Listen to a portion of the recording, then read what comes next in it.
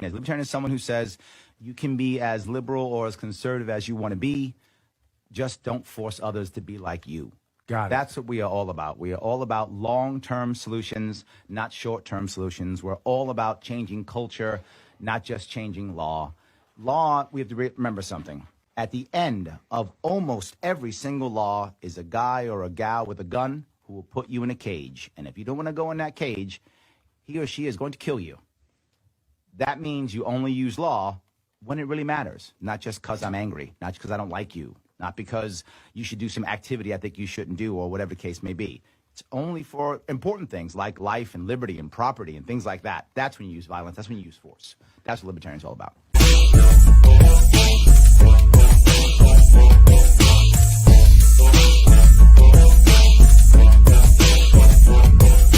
Welcome to Libertarians Drinking Coffee Live. We are here 3 p.m. on the East Coast, and I've got my coffee, so I'm being good. It is my drug of choice. I enjoy it, and thank you. We got water here. I love that. I have with me, I am very lucky today to have with me someone who is trying to fight on the local level, someone who is trying to take this from the local level to the feds. It is someone who is running for Congress in Florida, the man himself, Mike Ter Maat. How are you, sir? Good. Thanks, Larry. And thanks for the opportunity to talk to you and the members of your audience. They have wonderful comments that I've already seen. So it's a lot of fun. See that? They're paying attention, which I love, because libertarians are making moves all over the place. And guys, do me a favor, like, comment, share, let other people know that we're doing this so that people can see us and they can watch, and let them know that there are libertarians running all over the place trying to make things happen, not just presidential years, every year and all over. And by the way, for more information on Mike, please go over to Mike Ter Maat, and that's MAAT 2021.com. So I got to ask you, Mike, why in the world are you running for Congress, and why now? Well, thanks. The now is the unfortunate and untimely passing of the Congress. And this is a special election. The Congressman Alfred Hastings recently passed away a couple weeks ago. Longtime beloved politician here in South Florida, Democrat, very blue district. We're waiting for Governor DeSantis to name a date for the special election to fill that seat. Do you have an idea when it might be? Well, if past is prologue, and it's not often, right? But if past were prologue, it would be 4 or 5 months, maybe August, September. There are certain incentives for the governor to put it off, thinking about the composition of U.S. Congress at the moment. He may like the idea of having an empty seat for a while. Sure, absolutely. And he may like the idea of getting it over with in a hurry, too. It's a very blue district, and therefore it's going to be a very blue race. But it brings up a lot of issues that I feel are personally very important to me. And that's why I think it's important for me to step into the race. I like that. So you're taking advantage of a system that's sitting here and gave you something. I like that. Sorry for the gentleman's death, obviously. But still, it's a system that we have to take care of. I love that. You said issues. I know there's probably 40,000 issues you could bring up in Florida, but give me like your top 3, something like that. Well, the big deal is to recognize that the district is relatively low to moderate income. It's a very diverse district. It's around 50% African-American, about a quarter Hispanic, about a quarter white, and a lot of issues surrounding low income. And it's important, I think, for me personally, it's important to recognize that the reason that we need to pursue libertarian policies is not because libertarianism is worthy only of a parlor debate about ethics, right? It affects real people, real lives in real, tangible, down-to-earth ways, and especially people on the lower end of the socioeconomic spectrum. These folks are profoundly affected year after year, generation after generation by government interventionist policies. And it's time, I believe, to take a fresh approach to how we deal with government interventionist policy in our communities. Okay. Well, it's funny. I got some people already commenting. Sidewalk closed, whoever that is, says, yes, sir. Glad we have some libertarian spine here in the sunshine state. I think a lot of people in Florida, I feel like Florida libertarians are on the move. That's right. I think it's a good time for libertarianism in general, for a number of reasons, not the least of which is that the Democratic Party and the Republican Party each have their own political internal problems, right? Absolutely. They're trying to sort some things out.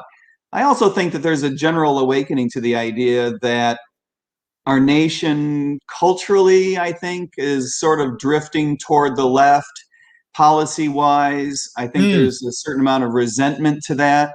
Yep. There's growing recognition, some pushback.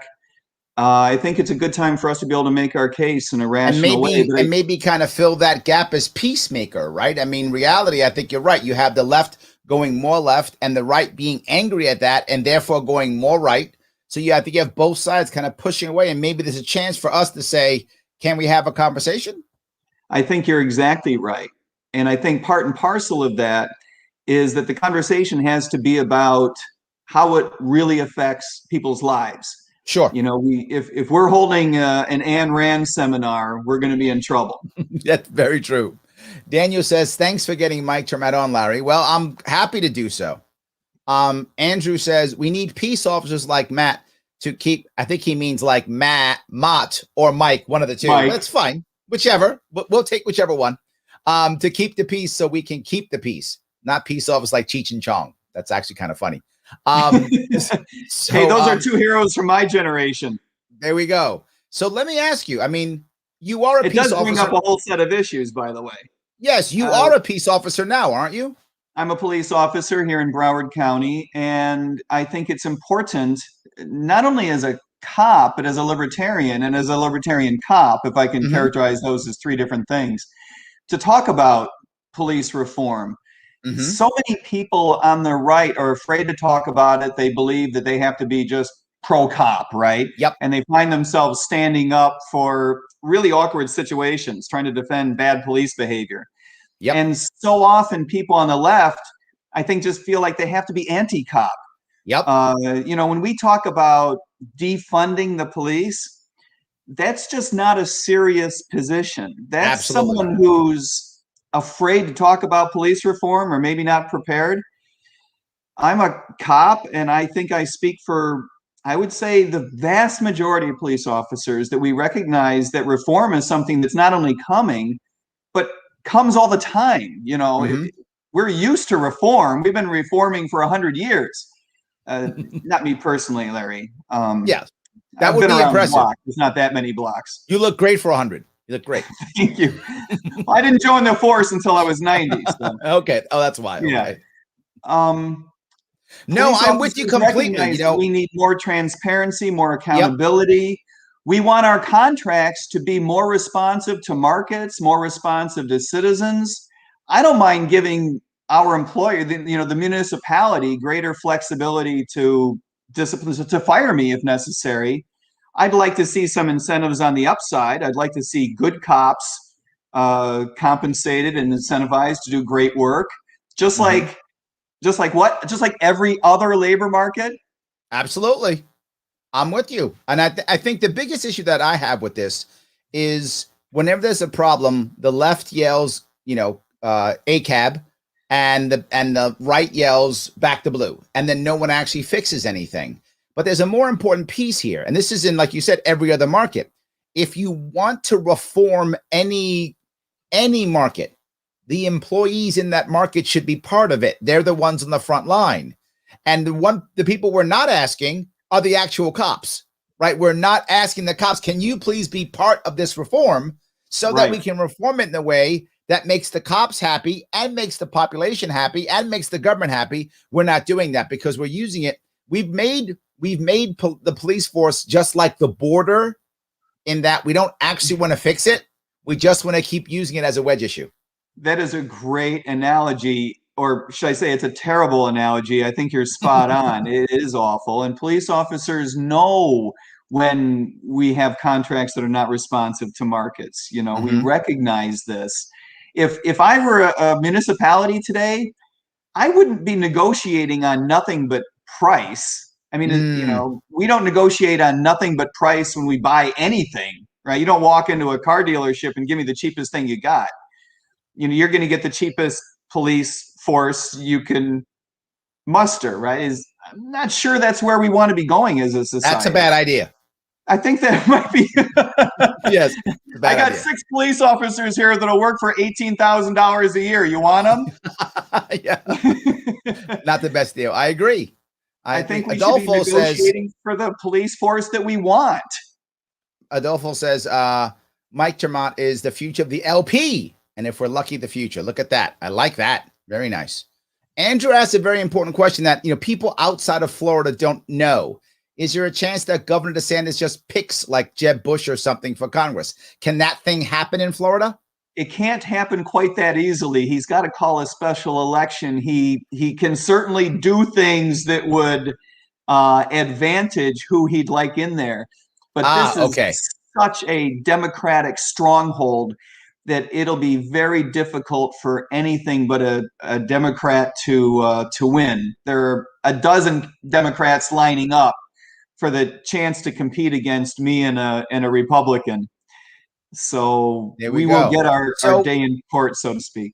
If you're in Florida and you want to help Mike out, then do me a favor. Head over to MikeTerMaat2021.com and see what he's all about. Do that and check it out. If you like the ideas that he's talking about, if you want to help him out, particularly if you live in Florida, then do me a favor. Click that donate button and throw him some dollars. He needs that money, right? If you can afford $100, $200, do it.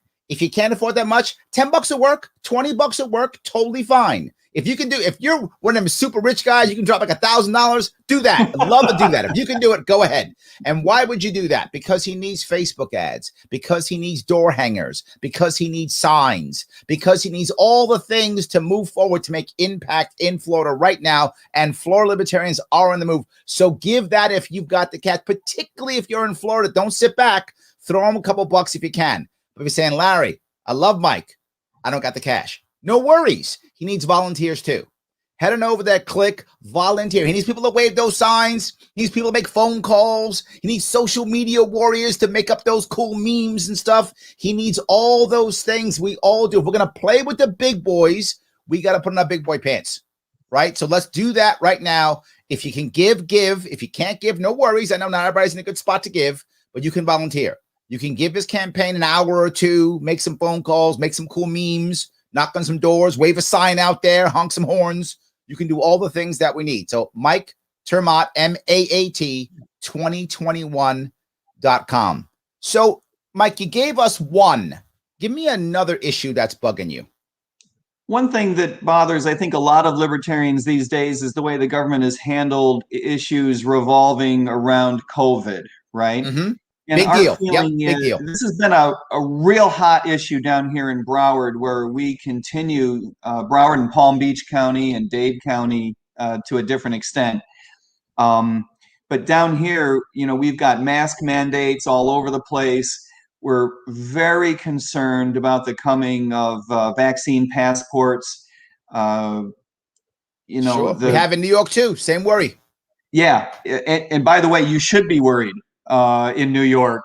But I think this is likely to be a federally driven issue on vaccine passports and a locally driven issue on the continuation of mask mandates. And, you know, we're not per se anti-mask, right?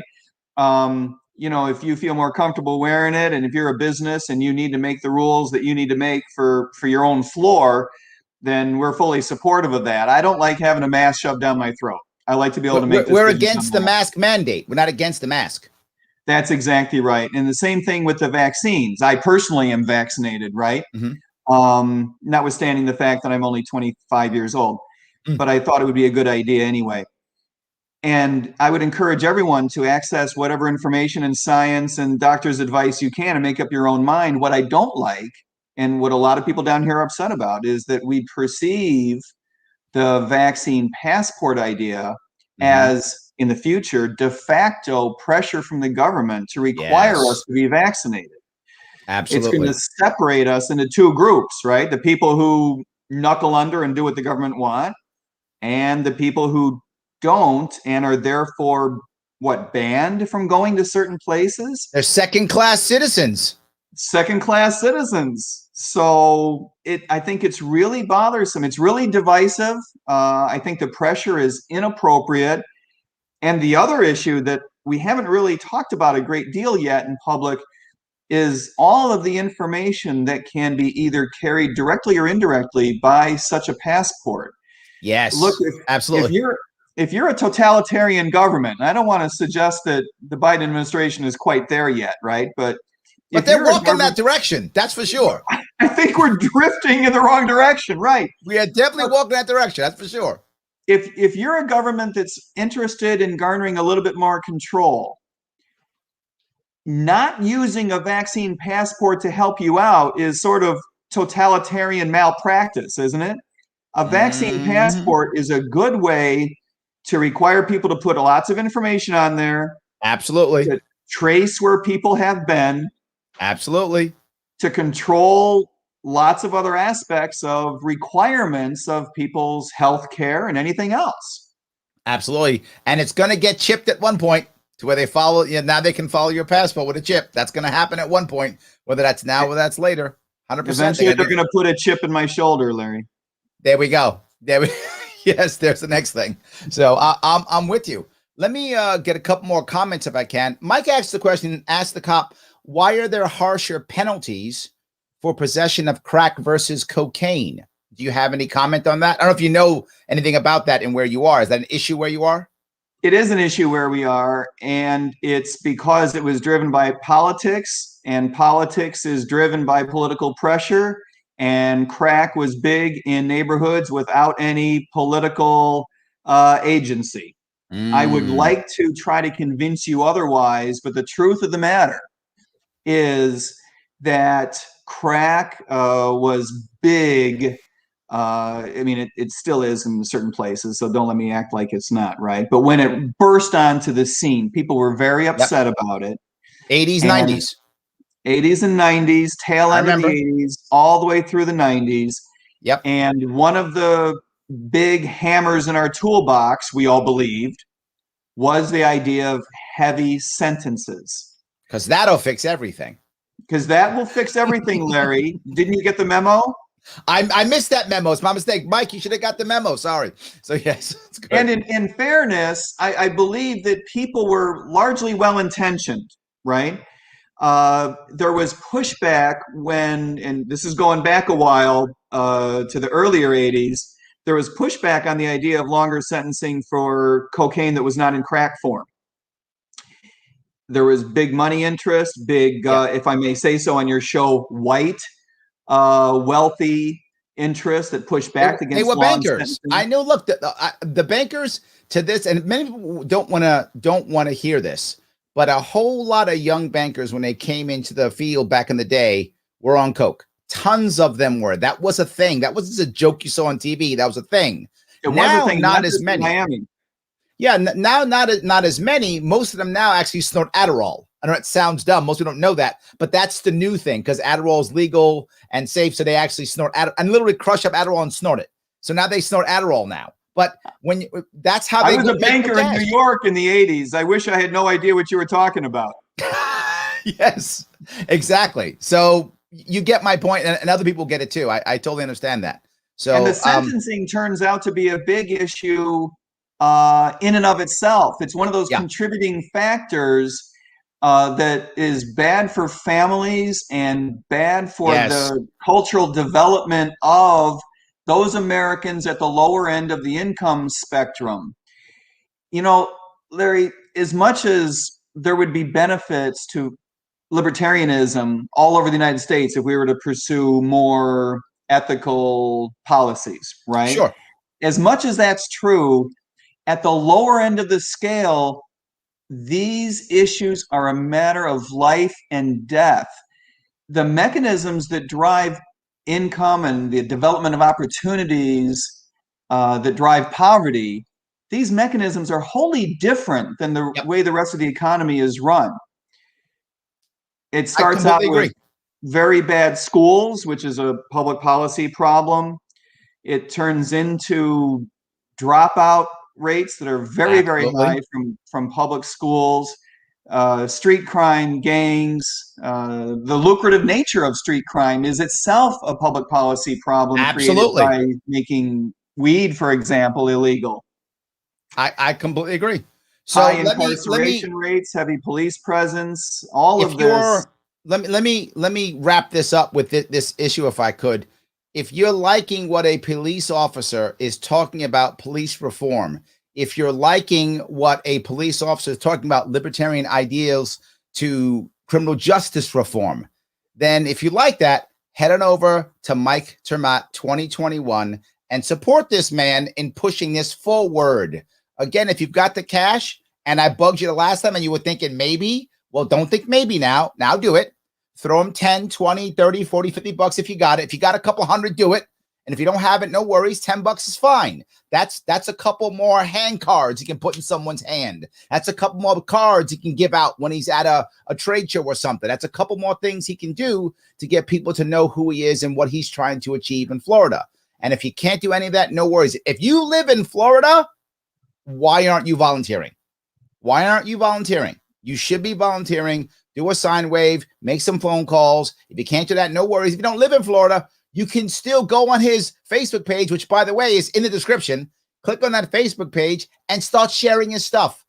Start sharing it. Let other people see what he's putting out there so that they can come and go, oh, I got a different choice here. I don't have to wait for Jeb Bush. I don't have to do that. I can actually go to somebody besides that. So please do if you can. And, of course, this right now, like, comment, and share this so that others can see it. That part's free. I'm not even bugging you for cash on that one. You can just do that. It's very easy. So Deona Cruz says, no one ever asked police officers for their opinions on all of this.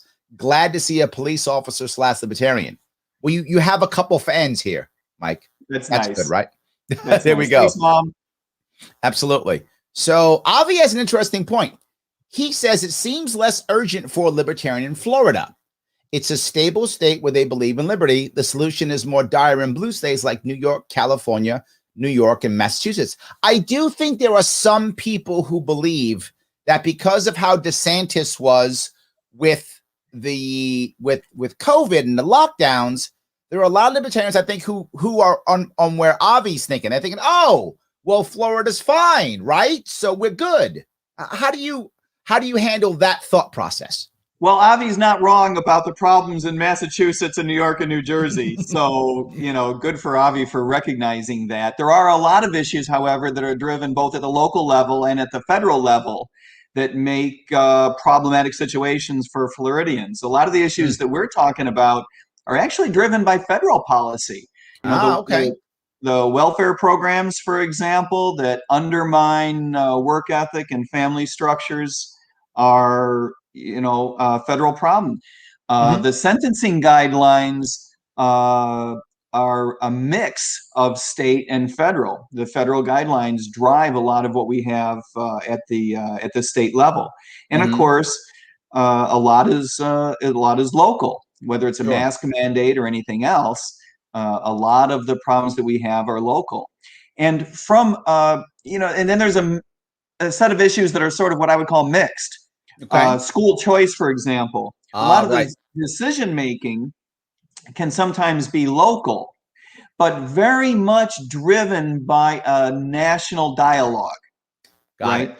What people are saying at the federal level, and frequently what people are saying in the form of bribes from the federal government to behave the way the Department of Education wants you to behave. Sure. Those things are very important to local politicians when they make the decisions about how money is going to be made available in a school choice sense. So you're talking in a way almost like a cultural change. In many respects, yes. Is this and why you're right? Larry, you're the one who talks about the fact that law is downstream. Public policy is downstream from culture. Yes. And it's very true, and it's a cycle. It's especially a cycle at the lower end of the income spectrum, where bad policy drives cultural problems, and then those cultural problems undermine economic development, undermine political agency, wind up in a cycle of despair, bad opportunity, and intergenerational poverty. There we go. So is that why you went to that idea of take the gold pill? Is that meaning like to make a cultural change? Is that why you went? If something you don't know, one of the memes he's using, Mike is using, is the idea of taking the gold pill, not the red or the blue pill. Take the gold pill. Is that kind of why you went there, or is that something different? Yeah, that's a set of videos that I've been putting together over the past few months before the campaign idea came up. We talk about the gold pill as an awakening, a fresh new approach to public policy. Just like we used to think of the red pill and the blue pill as being one would awaken you and one wouldn't. Right. The truth of the matter is that as far as they represent the major parties, they're both asleep, Larry. The only way to wake up, smell the coffee, and see what's really going on in terms of public policy is a fresh new approach. And we believe that that's what libertarianism is, and we represent with the gold pill. That's the gold pill. John says, drove through a neighborhood in New Smyrna Beach, Florida. There was a blue U.S. flag and a BLM flag across the street from each other. I thought, wow, what the tension in this neighborhood. Do you have that kind of tension in your area or no? Is that the same? Do you have that issue where you are? Yes and no. Okay. A lot of it is driven by individuals. One of the great myths in public discourse is that whole communities are upset with police presence. Yeah, it's not quite true. Polling data suggests that all communities want either more or the same level of police presence as they traditionally have had. The image doesn't connect with the polling at all. I think you're right. Yeah. What they do want, of course, is reformed control and reformed behaviors from police departments. They want their ethics to be reflected in the management of police departments. Sure. And there's no reason that they shouldn't have that. That is something that is completely rational to demand from your local police department. But the major parties, Democrats and Republicans, each choose a divisive path for how they approach these issues. And they drive wedges between us. But when I roll around communities where I work, we have all kinds of communities, right? We're very much supported, and every once in a while someone's mad at us. And if you're willing to, you can have that conversation, and they'll tell you why. And frequently it comes down to a very specific case, a very specific set of circumstances where something went wrong. And as a police department, it's their personal experience that now affects them. And as a police department, we need to be able to address that. You know, just because it's an anecdotal one-off doesn't make it unimportant, right? Sure. And we need a way to say, when we screw up and we make mistakes, we need to be held accountable. We need to go through a due process. We need to figure out how to keep that mistake from happening again. Maybe it's a public policy problem.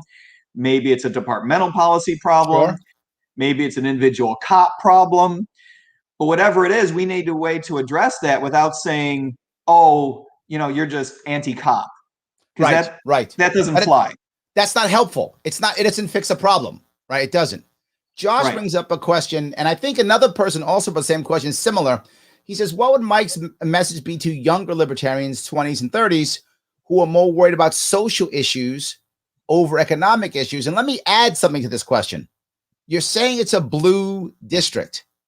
How do you reach those people and the people who lean left? Like, I'm sure a hardcore Democrat is probably not going to vote for you, but someone who's not hardcore could probably vote for you. How are you going to move those types to go, Mike's my guy? Do you have a plan for that now, or are you not there yet? I think we do have a plan for that. And by the way, 20s and 30s, people like my age, yes, like you, as young as you, and your age, Larry, correct. The youngsters, it's, in the beginning, like we said, it can't just be an Ayn Rand seminar, right? Got it. It doesn't cut it to just say, well, we believe that you need to have more choices in your life. We need to grab those particular examples that make sense to people. Why is it that we are criminalizing behaviors among and between consenting adults? Why is that? Why is it that we're jailing people for breaking laws that are set up to keep people from doing things that we're not really certain even ought to be illegal, right? We need to be able to grasp onto social issues that people feel strongly about already. And when we find those examples, we run with them. Got it. It makes total sense. Guys, if you're liking what he's saying, then help him out. Head on over to Mike Ter Maat 2021.com and help this man out. If you want to get his message out, support him. If you got the cash, give the cash. If you don't have the cash, no worries. Instead, volunteer. He needs volunteers too. If you got an hour to hang around and play a video game, awesome. Play the video game, and while you're playing it, share some of his stuff on Facebook. You can do both. I know you're watching other people play video games, so instead of just watching them, spread the word. Do that too. Do both. You can do both at the same time. I know you can. Half of you are doing something else while you're listening to this.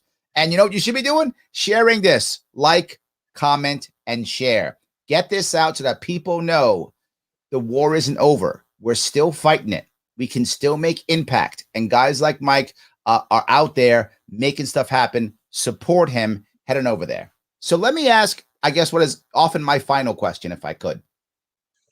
How in the world do you decide if you've won? Now, of course, I want you to win. The people here, you got fans on this show who want you to win. We all want you to win.